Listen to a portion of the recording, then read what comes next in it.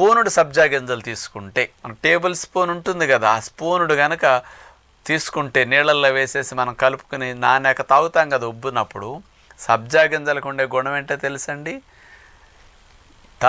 బరువు కంటే 7-8 రెట్లు బరువు ఎక్కువ నీటిని పీల్చుకుంటాయి అన్నమాట. అది అంటే సబ్జా గింజ నీటిని పీల్చుకున్నాక తన బరువు కంటే 7-8 రెట్లు బరువు పెరిగిపోతుంది. అంత నీటిని గ్రహించుకునే శక్తి దానికి ఉన్నదన్నమాట.